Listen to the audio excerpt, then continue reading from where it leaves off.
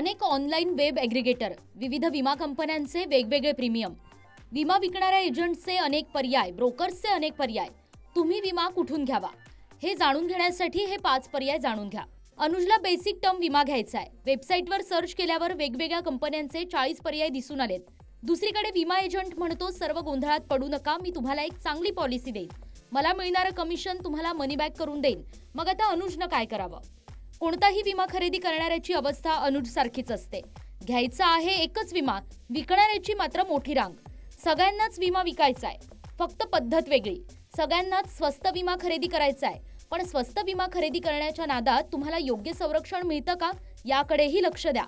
विम्याची माहिती पारदर्शकपणे मिळाल्यानंतरच तो खरेदी करा. विमा खरेदी करण्यासाठी 5 पर्याय उपलब्ध आहेत. या 5ही पर्यायाचे फायदे आणि नुकसान जाणून घ्या आणि त्यानंतरच विमा खरेदी करा. पहिला प्रकार आहे विमा ॲग्रिगेटर्स.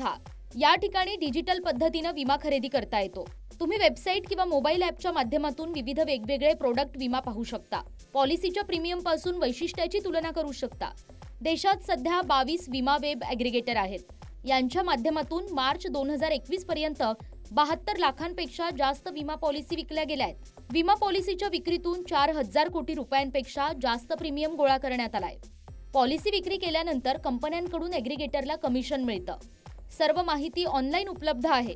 मात्र काही शंका असल्यास तुम्ही कॉल सेंटरमधल्या ग्राहक तक्रार निवारण प्रतिनिधींशीही बोलू शकता.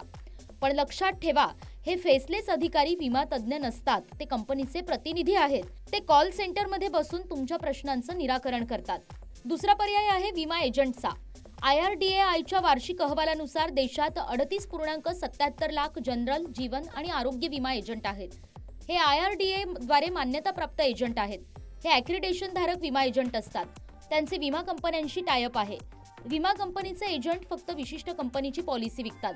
विमा पॉलिसीची विक्री केल्यानंतर पहिल्यांदा प्रीमियममधून, नंतर पॉलिसीच्या नूतनीकरण केल्यानंतर एजंटला कमिशन मिळतं. आणि त्यामुळे विमा कंपनीचा एजंट तुम्हाला प्रत्येक वेळी एकाच कंपनीच्या पॉलिसीबद्दल माहिती सांगतो. तुमच्या जवळच्या किंवा दूरच्या नात्यात एकतरी विमा एजंट हमखास सापडतो. हा नातेवाईक तुम्हाला विमा पॉलिसी विक्री करण्यासाठी गळ घालतो. पण विमा खरेदी करताना त्या एजंटला त्या पॉलिसीबद्दल किती माहिती आहे हे आधी बघा. जो तुम्हाला पॉलिसी विकू इच्छितो, पण हे तुम्हाला पाहायचं आहे की ज्या व्यक्तीकडून तुम्ही विमा विकत घेता त्याला त्या प्रोडक्टची किती माहिती आहे, तो किती वर्षांपासून विमा विक्रीच्या क्षेत्रात आहे. तसंच पॉलिसी धारकांकडून त्याचा ट्रॅक रेकॉर्ड चेक करा. नातं आणि मित्रत्वाचे संबंध जपण्यासाठी चुकीची पॉलिसी खरेदी करू नका. तिसरा पर्याय विमा ब्रोकरचा. या कंपन्यांमध्ये एकापेक्षा जास्त कंपन्यांच्या विमा पॉलिसींची विक्री करण्यात येते. IRDAI कडून ब्रोकरला परवाना घ्यावा लागतो. IRDAIच्या वेबसाईटवर तुम्हाला ब्रोकरची यादीही उपलब्ध आहे. सध्या देशात मार्च 2021 पर्यंत 486 परवानाप्राप्त ब्रोकर आहेत. पॉलिसींची विक्री केल्यानंतर कंपन्या ब्रोकरला कमिशन देतात. ब्रोकर ग्राहकांना कोणता विमा खरेदी करावा याचा सल्लाही देतात. ब्रोकरकडे 2 ते 3 कंपन्यांचे विमा पॉलिसी विकण्याची परवानगी असते आणि त्यामुळे तुम्हाला एकाच ठिकाणी अनेक पर्याय उपलब्ध होतात. चौथा पर्याय आहे बँक. विमा कंपनीच्या कॉर्पोरेट एजंट म्हणून चौथा पर्याय आहे बँक. विमा कंपनीच्या कॉर्पोरेट एजंट म्हणून बँक काम करतात. बँका तुम्हाला जीवन विमा पॉलिसीपासून ते ग्रुप हेल्थ इन्शुरन्स पॉलिसी आणि अगदी तुमच्या खात्याशी संबंधित आरोग्य विमा पॉलिसीपर्यंत सर्व काही विकतात. याच प्रकारे ट्रॅव्हल एजंटही विम्याची विक्री करतात. ट्रॅव्हल एजंट कॉर्पोरेट एजंट म्हणूनही ओळखले जातात. 5वा पर्याय आहे विमा कंपन्या. तुम्ही थेट विमा कंपनीकडून सुद्धा विमा खरेदी करू शकता. प्रत्येक विमा कंपन्यांचे स्वतःचे मार्केटिंग आणि सेल्स ऑफिस असतात. त्या ठिकाणी तुम्ही स्वतः जाऊन किंवा ऑनलाईन पद्धतीने विमा पॉलिसी खरेदी करू शकता. विमा खरेदी करण्यापूर्वी स्वतः सुद्धा अभ्यास करा. विमा गरजेचा आहे.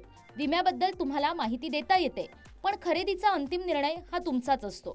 विमा कोणत्या ठिकाणाहून खरेदी करावा याचाही निर्णय तुम्हालाच घ्यायचा आहे. गोष्टींपैकी एक आहे, तुम्हाला समजावलं जाऊ शकतो, पण विमा घ्यायचा की नाही हा तुमचा स्वतःचा निर्णय असतो. त्याचप्रमाणे तो कुठून घ्यायचा हे देखील तुम्हालाच ठरवावं लागतं.